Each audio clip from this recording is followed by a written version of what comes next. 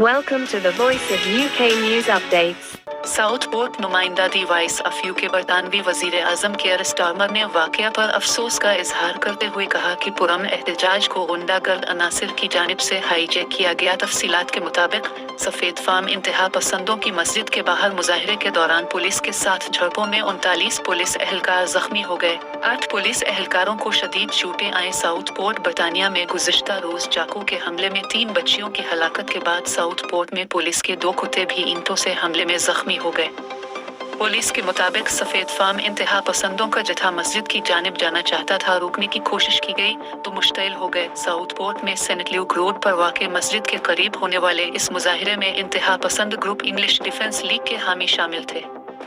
इंतहा पसंदों ने मस्जिद पर ईंटें फेंकी, गाड़ियों और पहियों के डब्बों को आग लगा दी और एक मकामी कन्वीनियंस स्टोर को नुकसान पहुंचाया। इलाके में कशीदा सूरत हाल के पेश नज़र पुलिस की मजीद नफरी तलब कर ली गई।